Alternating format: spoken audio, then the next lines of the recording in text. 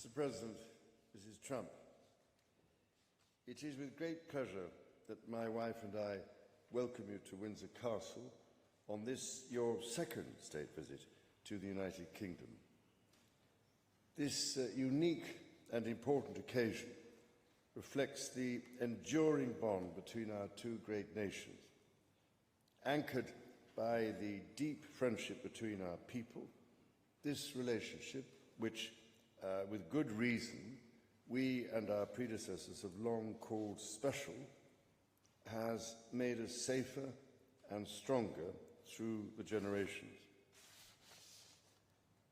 Our people have fought and died together for the values we hold dear. We have innovated, traded, and created together, fueling our economies and cultures through myriad forms of exchange. We have celebrated together, mourned together, and stood together in the best and worst of times. Mr. President, as we approach the 250th anniversary of the Declaration of Independence next year, it is remarkable to think just how far we have come. I cannot help but wonder what our forebears from 1776 would make of this friendship today. The rebel commander and pioneering First President George Washington famously vowed never to set foot on British soil. And my 5 times great-grandfather, King George III, for his part, did not spare his words when he spoke of the revolutionary leaders. Today, however, we celebrate a relationship between our two countries that surely neither Washington nor King George III could possibly have imagined.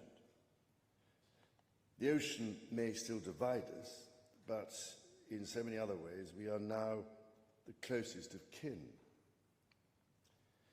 Mr. President, you have spoken of your pride in your British roots.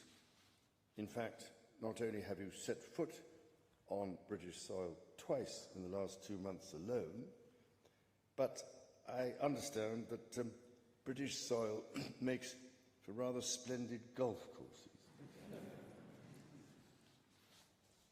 Now, for my part, I have always admired the ingenuity of the American people and the principles of freedom which your great democracy has represented since its inception. Throughout my life, from the very first visit to the United States in 1970, and over 20 visits since that time, I have cherished the close ties between the British and American peoples.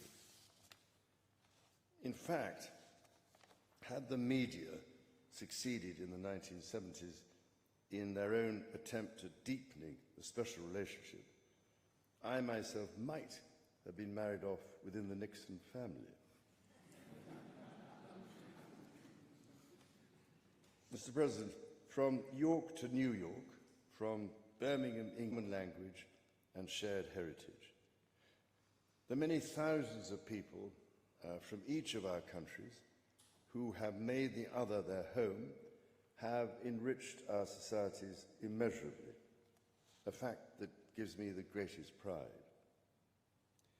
Our cultural connections too continue to flourish, with our actors, musicians, writers and television presenters prospering in the hearts of transatlantic audiences. Today, our alliance spans every field of endeavour and shows vast potential for growth. The United Kingdom was your partner in the first trade deal of your administration, Mr. President, bringing jobs and growth to both our countries. And no doubt we can go even further as we build this new era of our partnership. Our two nations have an exceptional legacy of shared discovery. Together we laid the foundations of nuclear science, mapped the human genome, and net upon which all contemporary commerce, communication and defence is based.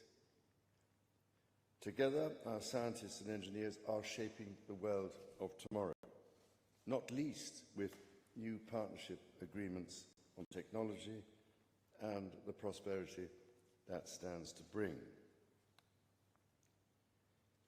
Our countries have the closest defence, security and intelligence relationship ever known. In 2 world wars, we fought together to defeat the forces of tyranny. Today, as tyranny once again threatens Europe, we and our allies stand together in support of Ukraine to deter aggression and secure peace. And our AUKUS submarine partnership with Australia sets the benchmark for innovative and vital collaboration. The successes of the British Redcoats and of George Washington's Continental Army today stand shoulder to shoulder, brothers and sisters in arms, protecting the freedoms we both cherish.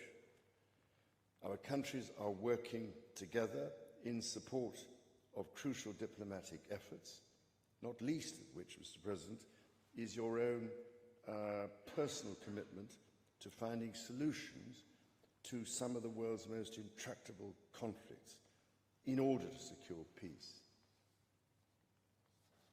In striving for a better world, we also have a precious opportunity to safeguard and to restore the wonders and beauty of nature for the generations who follow us.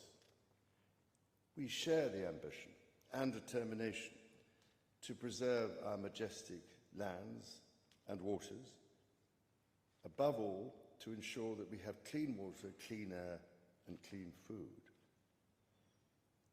Our legacy for the next 250 years and beyond is to ensure that our children, grandchildren, and those who come after them can experience the awe and magnificence of the natural treasures found in the countryside, on the coasts, in the seas, and in the national parks established by your predecessors and mine. Mr. President, Mrs. Trump, the bond between our two nations is indeed a remarkable one. Forged in the fire of conflict, it has been fortified through our shared endeavours and burnished by the deep affection between our people. Tested time and again, it has borne the weight of our common purpose and raised our ambition for a better world. So, in renewing our bond tonight, we do so with unshakable trust in our friendship and in our shared commitment to independence and liberty. Therefore, as we celebrate this unparalleled partnership, allow me to propose a toast to President Trump and the First Lady, and to the health, prosperity and happiness of the people of the United States of America.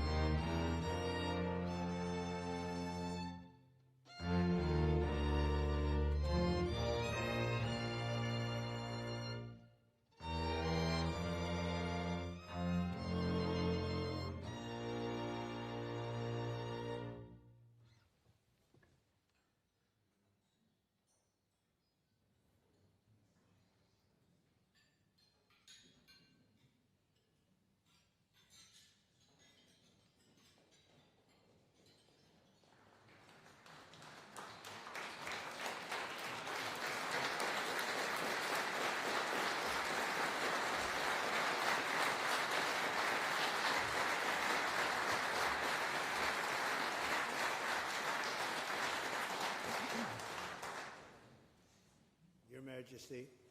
Melania and I are deeply grateful to you and Queen Camilla for your extraordinary graciousness. And to William and Kate, thank you so much. It's been so great being with you today. Thank you very much.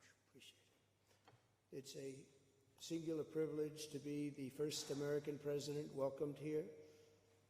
And if you think about it, it's a lot of presidents, and this was the second state visit, and that's the first, and maybe that's going to be the last time. I hope it is, actually. But this is truly one of the highest honors of my life. Such respect for you and such respect for your country. For many decades, His Majesty the King has epitomized the fortitude, nobility, and the spirit of the British monarchy and the British people. He's dedicated himself to preserving the glory and unique character of this kingdom, restoring life to the rivers and streams, supporting the works of its artists and composers, planting trees and gardens in its countryside. And I just visited one of the most beautiful I've ever seen that you just completed, and protecting the architectural integrity of cities, villages, and towns. He has uplifted the poor, cared for rural farmers, and tended to wounded veterans like nobody else. I'll tell you that I just stood in line and shook about 150 hands, and the King knew every single person and every single company, and some of them had bad names like XYZ-Q3, and he knew every one of them, or at least I think he did, because nobody was complaining. I was very impressed with that. But I just want to say that His Majesty has also raised a remarkable son in His Royal Highness, Prince of Wales. Really amazing. We've gotten to know you, and I think you're going to have an unbelievable success in the future. Melania and I are delighted to visit again with Prince William and to see Her Royal Highness, Princess Catherine, so radiant and so healthy, so beautiful. It's really a great honor. Thank you.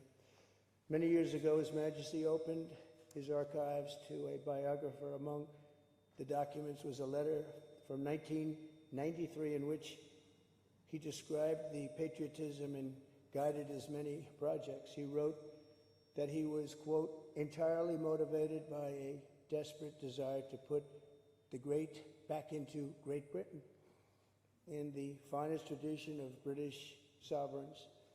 He's given his whole heart, everything he's got, to those parts of Britain that are beyond the realm of mere legislation.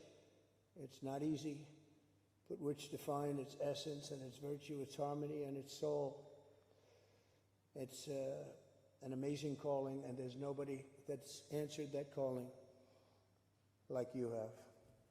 A fifth of all of humanity speaks, writes, thinks, and prays in the language born on these isles and perfected in the pages of Shakespeare and Dickens and Tolkien, Lewis, Orwell, and Kipling. Incredible people, unbelievable people like we have rarely seen before, probably won't see again. The lion-hearted people of this kingdom defeated Napoleon, unleashed the Industrial Revolution, destroyed slavery, and defended civilization in the darkest days of fascism and communism.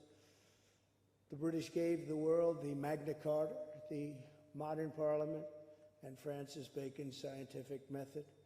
They gave us the works of Locke, Hobbes, Smith, and Burke, Newton, and Blackstone.